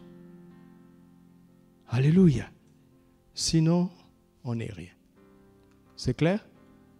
C'est clair. Mais je ne suis pas en train de dire que Dieu n'est pas capable. Hein. Acte 2, 22, Pierre parle de l'homme, Jésus, l'homme. Il dit Jésus de Nazareth, cet homme. Cet homme. Il montre comment Dieu a confirmé par des signes et des prodiges. L'homme. Et Jésus nous dit, vous recevrez une puissance. Le Saint-Esprit survenant sur vous. Et vous ferez quoi? Vous serez mes témoins. C'est-à-dire le but de la puissance, c'est le témoignage. Alléluia. Le but de la puissance, ce n'est pas le miracle. Bien sûr que nous croyons au miracle. Mais le but, c'est le témoignage. Pour le salut des gens. Et les passages sont là. Voici les miracles qui accompagneront ceux qui auront cru en mon nom. On n'est pas en train de dire que le Saint-Esprit n'est pas capable. Celui qui parle à Dieu aura la foi de Dieu et il déplacera les montagnes. Alléluia. Ces exploits vont rester éternellement. Et lui-même, sa vie aura de la valeur. Si on déplace les montagnes avec la capacité de l'homme, on n'est rien. Si on déplace les montagnes avec la foi de Dieu, là, on est quelque chose. Amen. On est quelque chose. Donc, l'amour nous poussera toujours, avant tout, à glorifier Dieu et ensuite à faire du bien comme le Seigneur Jésus-Christ. Comme Jésus l'a fait. Je termine. Si je n'ai pas l'amour, je suis inutile à moi-même. C'est clair? Premièrement, si je n'ai pas l'amour, je suis inutile à Dieu. Deuxièmement, si je n'ai pas l'amour, je ne suis rien. Finalement, si je n'ai pas l'amour, je suis inutile à moi-même. Verset 3. Et quand je distribuerai tous mes biens pour la nourriture des pauvres, quand je livrerai même mon corps pour être brûlé, si je n'ai pas la charité, cela ne me sert de rien. Matthieu chapitre 1, chapitre 6, versets 1 à 4. Gardez-vous de pratiquer votre justice devant les hommes pour en être vus. Autrement, vous n'aurez point de récompense auprès de votre Père qui est dans les cieux. Lors donc, regarde, lors donc que tu fais l'aumône, ne sonne pas la trompette devant toi, comme font les hypocrites dans les synagogues et dans les rues, afin d'être glorifiés par les hommes. Je vous le dis en vérité, ils reçoivent leur récompense. Mais quand tu fais l'aumône, que ta main gauche ne sache pas ce que fait ta droite, afin que ton aumône se fasse en secret. Et ton Père qui voit dans le secret te le rendra. Alléluia. Il y a un pasteur au Congo que je connais bien, il est déjà venu ici même plusieurs fois. L'une des choses qu'il fait qui m'a beaucoup marqué, les gens ne savent pas, il paye les études des orphelins. Depuis l'école primaire jusqu'à l'université. Et avec ses relations, quand tu as réussi, il te recommande parce qu'il connaît beaucoup de gens. Il y a plein de gens comme ça. Et quand il te prend comme ça, l'engagement, il te fait jurer de ne le dire à personne. Les gens ne savent pas. Vous imaginez? Vous imaginez? Les gens ne savent pas. Ça, j'aime beaucoup. J'ai beaucoup de respect pour lui à cause de ça. Parce que si seulement on montrait tout ce qu'il a fait, nous allons l'acclamer, n'est-ce pas? Il a eu sa récompense. Dieu dit, mais tu as déjà, je ne peux plus te récompenser, on t'a déjà donné. Donc finalement, cet acte-là, ce bienfait, ne te sera d'aucune utilité au ciel. Ne jouez pas avec ça. N'aidez pas les gens pour être vus. Cela ne te sert à rien. Et le discernement que nous donnent les Écritures montre que celui qui fait ça prouve qu'il n'agit pas dans l'amour. C'est l'Écriture qui nous donne ce discernement. D'accord? Il n'a pas agi dans l'amour. Est-ce que vous savez que les organismes humanitaires font de l'argent avec la pauvreté des gens? Ils distribuent du pain à 5 pauvres. Ils prennent des photos. Ils vont montrer ça au monde entier pour susciter la pitié des gens qui ont de l'argent. Et on va leur donner de l'argent pour 100 pauvres. Ils vont nourrir 50. D'accord? Les 50 autres là, l'argent va où? Ils montrent encore les photos. Nous étions partis de 5. Grâce à vos dons, nous avons maintenant 50. Ça suscite encore la pitié. On leur donne pour 50 000 pauvres. Ils donnent à 1000. Vous voyez que l'ONG semble progresser. Mais en réalité, les agents de l'ONG... Expliquez-moi, comment est-ce que quelqu'un qui travaille dans l'humanitaire va voyager en première classe, va se payer un séjour dans des hôtels 5 étoiles? Est-ce que ça a un sens? Si c'est la compassion qui l'anime, d'accord? Plus il y a du surplus, plus il va injecter pour aider, n'est-ce pas? Bon, ce n'est pas pour les critiquer. Hein. Eux, au moins, ils font quelque chose. D'accord? Et si vous pouvez donner, donnez. Parce que ça peut aider les gens. Mais le chrétien n'agit pas comme ça. Vous m'entendez?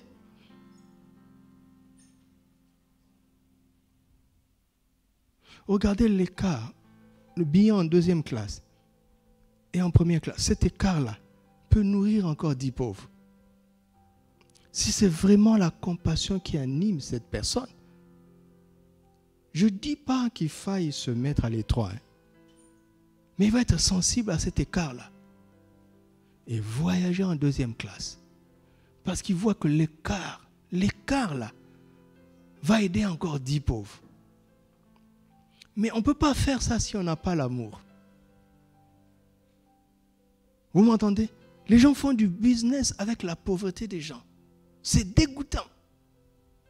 C'est dégoûtant.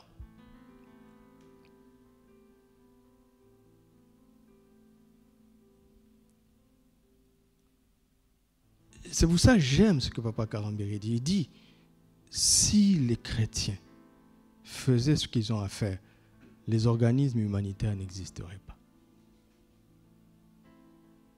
C'est parce que nous sommes défaillants que Dieu nous aide. Alléluia. Et le secret, ce n'est pas en montant des projets. D'accord? Mais en se laissant d'abord remplir de cet amour. L'amour va donner la direction. Ok? Amen. Que sert-il à un homme de gagner le monde entier s'il perdait son âme?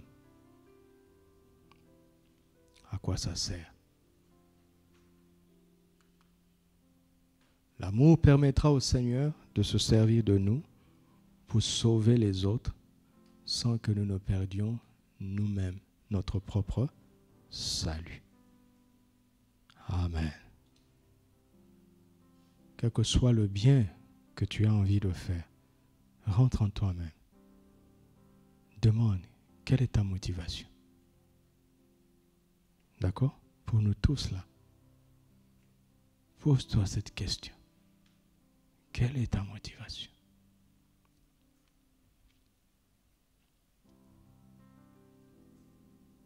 Quelle est ta motivation?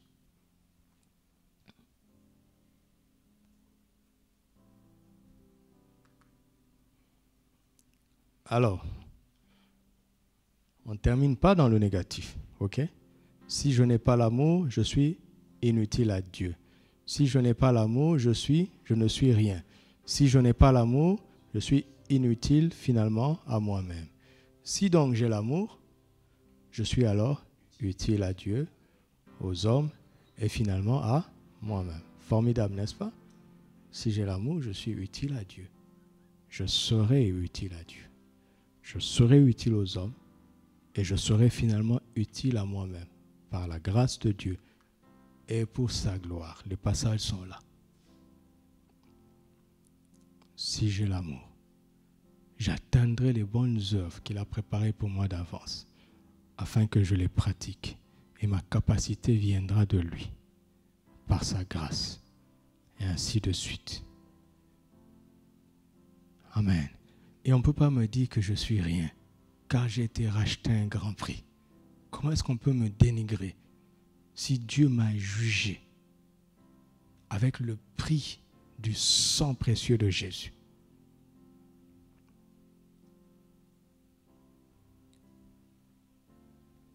Pourquoi? Parce qu'il m'a tant aimé. Alléluia. Et c'est cet amour-là qui va manifester ma vraie valeur, celle que j'ai aux yeux du Père. Alléluia. Si j'ai l'amour, on ne va pas rester dans les suppositions. Amen.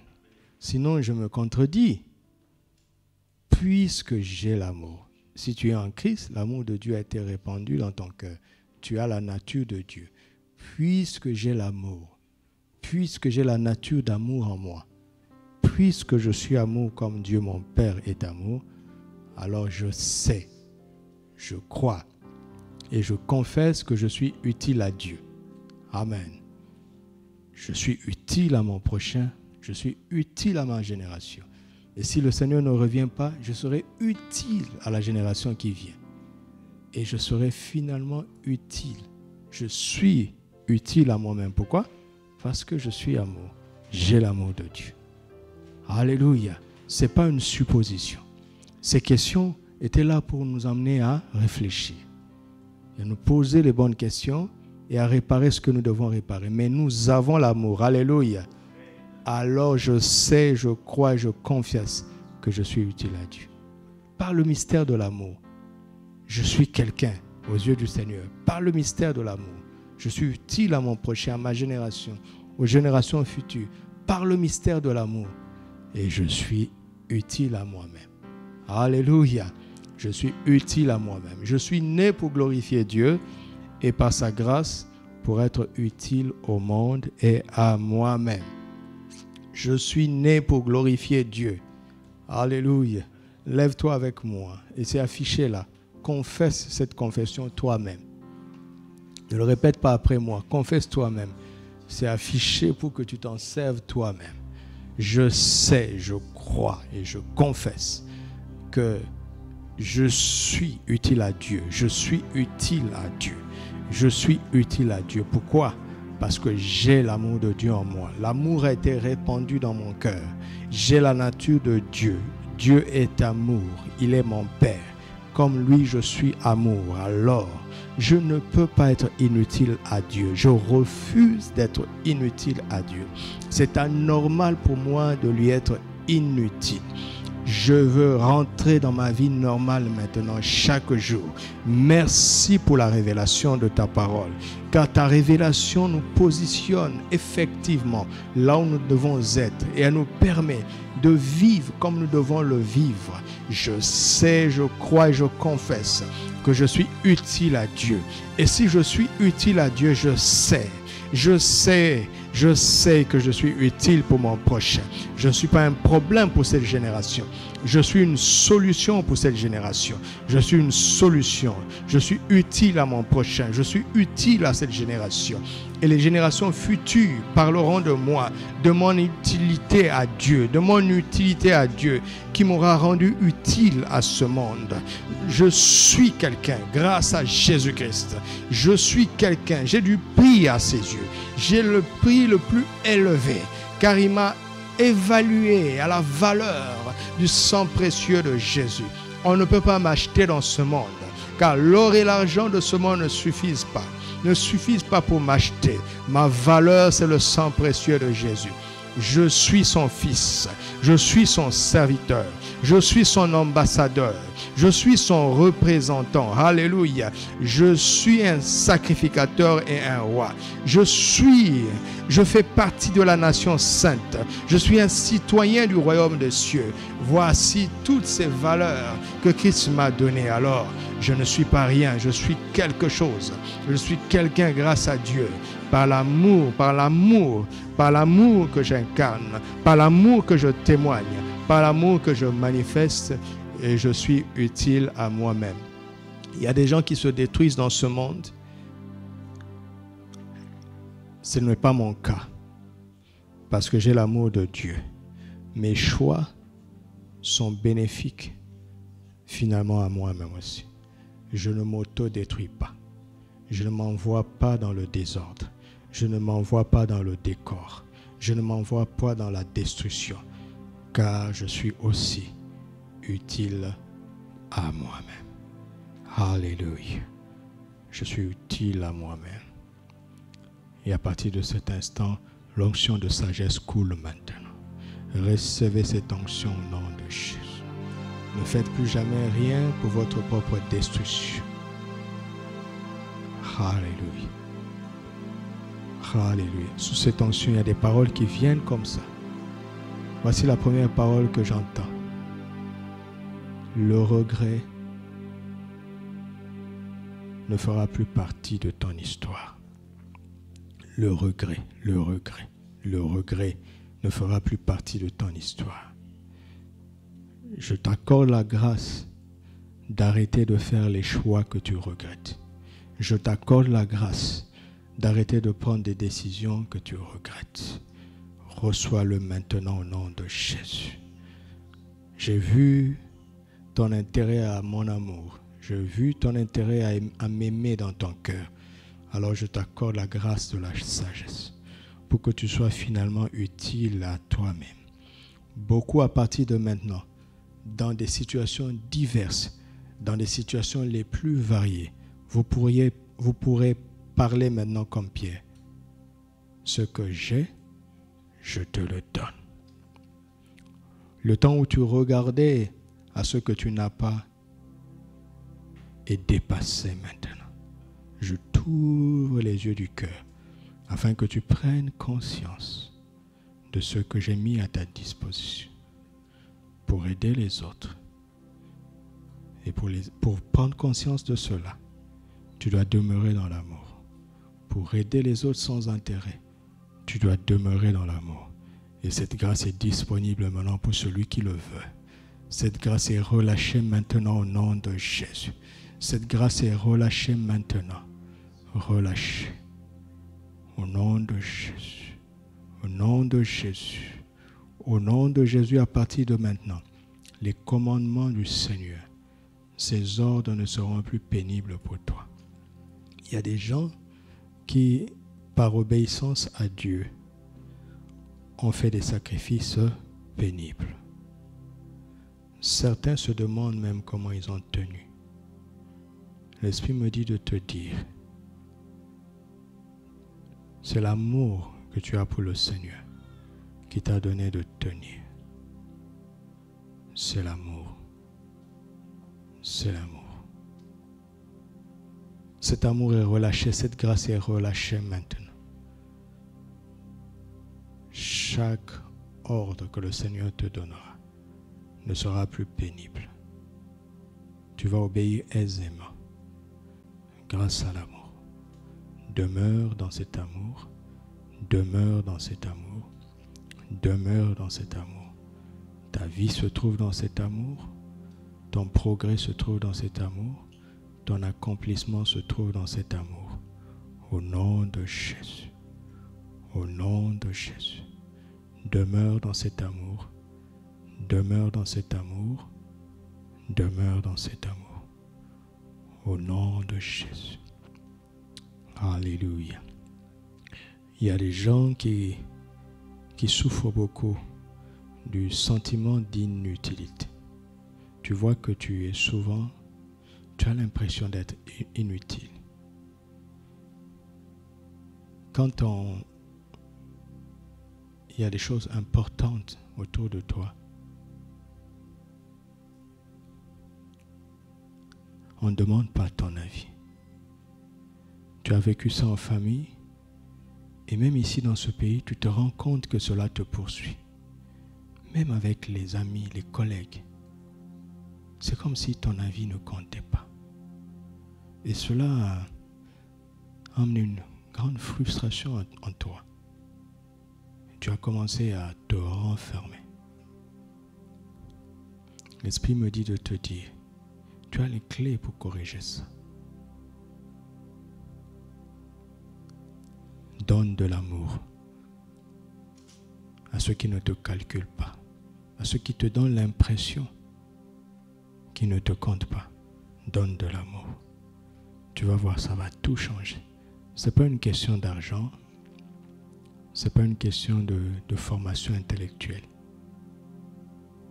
Non, ton trésor à toi, c'est l'amour. Donne de l'amour. Donne de l'amour. Manifeste de l'amour. Manifeste de l'amour. Rejette cette frustration. Refuse de t'enfermer. Sors de cette carapace. Manifeste de l'amour maintenant. Et tu vas voir comment cela va changer. Cela va changer au nom de Jésus. Alléluia. Alléluia. Soyez délivrés de l'orgueil lié à vos propres capacités. Soyez-en délivrés au nom de Jésus. Soyez-en délivrés au nom de Jésus. Refusez de vous appuyer sur vos propres capacités. Prenez pour appui la parole de Dieu. Prenez pour appui la parole de Dieu. Au nom de Jésus. Au nom de Jésus. Là où les esprits malins avaient commencé à te tromper, je brise ça maintenant au nom de Jésus. Là où les anges déchus s'étaient déguisés pour te tromper, je brise cela maintenant au nom de Jésus. Toute séduction qui avait commencé à t'appâter est détruite maintenant. Tout plan de l'ennemi qui avait commencé à fonctionner dans ta vie est détruit maintenant.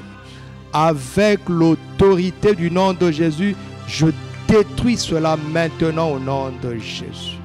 Au nom de Jésus. Au nom de Jésus. Au nom de Jésus. Au nom de Jésus.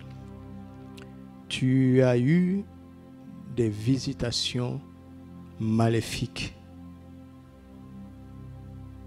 Des phénomènes se sont répétés. D'autres étaient sous forme de cauchemars, d'autres sont venus sous forme d'impressions, des présences dangereuses. Tu ne sais pas, tu n'oses pas en parler, mais tu es rempli de peur. Je vois quelqu'un qui a invité quelqu'un à partager sa chambre, mais tu ne lui as pas dit que c'est parce que tu avais peur. Tu ne lui as pas dit. Parce que tu sens des présences mauvaises. Et parfois, quand tu te lèves, tu invoques le nom de Jésus, ça change. Mais tu ne comprends pas pourquoi ça revient. Tu as commencé à te demander, mais pourquoi si je suis chrétien, si j'ai le nom de Jésus? L'Esprit me dit de te dire, il y a un terrain de haine dans ton âme. Il y a un terrain de haine. Il y a un terrain de haine. Il y a un manque de pardon. Il y a un conflit non réparé. Il y a je vois quelqu'un qui souffre d'un problème tellement lointain. C'est dommage. C'est dommage. Pourquoi tu souffres d'un problème si lointain? Tu étais un enfant. Tu as été offensé par ton frère qui t'a fait du mal. Mais vous étiez des enfants. Il ne s'en souvient même plus. Mais toi, tu es resté là-bas. Tu es resté dans le passé. C'est un terrain de haine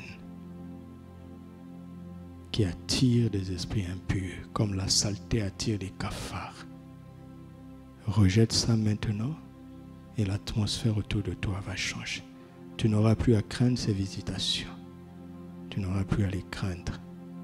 Car l'amour permettra au Saint-Esprit de remplir ta chambre, de t'entourer de sa présence, d'envoyer la terreur sur tes ennemis. L'amour. Accorde le pardon, résout ce problème. Certains n'ont même pas besoin d'en parler à leur frère. Tu as juste besoin de rejeter, de prendre cette décision parce que ton frère pourrait le mal prendre. Il peut avoir l'impression que tu es rancunier alors que c'est juste une séquence. Tu n'as pas besoin d'en parler. Tu as juste besoin de prendre la décision de rejeter ça maintenant. Au nom de Jésus, je brise ce filet mauvais. Je le détruis. Je le consume maintenant dans le nom de Jésus. Je vois tellement beaucoup de choses qui se passent Nous n'avons pas le temps de les dire tous, mais ça vient comme ça dans mon esprit. Il y a comme une effusion. La parole de Dieu descend. La parole de Dieu descend comme des éclairs. Chacun reçoit sa part maintenant au nom de Jésus. Reçois cette parole que tu entends dans ton esprit, que tu ressens. Reçois-la, crois-la et déclare-la. C'est la parole de foi que Dieu te donne pour déplacer tes montagnes. C'est la parole de foi que Dieu te donne. Elle est relâchée maintenant, elle est relâchée. Il y a une parole pour chacun, il y a une parole pour chacun, parce que Dieu nous aime tous. Il nous aime tous. Il n'aime pas quelqu'un plus que l'autre. Nous sommes tous ses enfants. À lui la gloire, l'honneur et la puissance. Merci pour ton amour. Merci pour ton amour. Remercie-le pour son amour. Remercie-le. Remercie-le. Merci Père pour ton amour. Chantobre, yaskare banto pare dabo shite klante. Derendabo saita clamante redege. Derianto brante tadisom tamake rotabi areganoshem. Les agnokobori antebranto bere dagma yara deshem. Marado seken. Iptako brente bariabaro santere de. Parlons le langage de Dieu. Parlons à Dieu notre Père. Dendaro boshita cry de bronde badigo bar sekteken. Le daboko sinte branto bere namai. Orachate kadi branto boko renda basaita klama. Un cœur est en train d'être guéri maintenant. Rade boshinda brade gaskariande. Bendabro sekaramandara bakante. Un rein nouveau est en train d'être donné maintenant. Ratoboshira lege. Reya sando barega sante brande barado boshe. Blakanto berada baya karabada. Un problème de digestion est en train de réparer maintenant. Les intestins bouchés sont débouchés. La constipation s'arrête. Arubo shendarada. Ibrande barada kenderia daraba shandere debo yandera dagasaya. Brake barabanteria da brante karabashande. Rayos conte brande barabara. Il y a un fourmillement. Il y a un fourmillement qui annonçait quelque chose de grave. Ce fourmillement s'arrête. Ce fourmillement s'arrête. Ce fourmillement s'arrête. Ce fourmillement s'arrête. Cet AVC qui avançait est détruit maintenant de loin. Cet AVC ne t'atteindra pas au nom de Jésus. C'est un temps de guérison, un temps de guérison, un temps de guérison. Rendez-vous sariande rabakande rabaraba. Yendara dagaria deragasai deragasai deragasai deragasai deraga. Labea conteria de brando barrienda veshandaragai dable karamantere de rekaboshande. J'entends des mains sèches. Les mains sèches, les mains sèches sont guéries maintenant. Les mains sèches sont guéries maintenant. Les mains sèches sont guéries. Rachon de brakeria de branto baraganderia da brande brande brande brande brande brande brande. Ce que tu touches se multiplie. Ce que tu touches se multiplie. Rabai kande rabande barabanda barabanda barabanda barabanda barabanda barabanda. Écoute-moi, il y a une personne qui casse tout. Tu casses tellement des choses que tu as peur de toucher tout ce qui est en verre, tout ce qui est en porcelaine. L'Esprit me dit de te dire que l'ennemi t'avait désigné pour faire des ravages et des destructions graves. Et il emmène une influence pour te complexer. Il emmène un certain complexe. Tu vois, tu commences à avoir peur de toucher les verres, les porcelaines, parce que la ruse c'était d'emmener à commencer à perdre confiance en toi. Et dans ce complexe, quand ce complexe aura atteint son comble, tu vas faire un dégât regrettable. Et je vois même qu'au pire de ce dégât, tu t'en voudras tellement que tu voudras en venir au suicide. Maintenant, je renverse ça au nom de Jésus. Je dis que je renverse ça au nom de Jésus. Je renverse ça au nom de Jésus. Je renverse ça au nom de Jésus. Je renverse ça au nom de Jésus. Reprends confiance en toi. reprends confiance en toi. Même si tu casses encore un verre, reprends confiance et continue. Parce que cela est renversé au nom de Jésus. Cela est renversé. L'assurance du jeune lion est à ta disposition. Elle est à ta disposition. Et tu sais ce que tu vas faire? Tu vas faire du bien qui sera tellement considérable.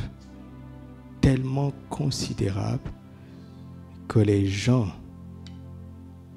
voudront donner ton nom à des rues, à des villes, à des enfants. Ne rejette pas ce que je te dis. Ne rejette pas. Écoute-moi. Satan sent parfois des choses, même s'il ne sait pas tout. Quand Moïse est né, il a senti qu'un enfant spécial était venu. Quand Jésus est né, il a senti. L'ennemi a senti depuis ta naissance que tu as une destinée spéciale. Tu sais, nous avons tous des destinées spéciales. Mais il y a des gens dont les destinées sont très larges.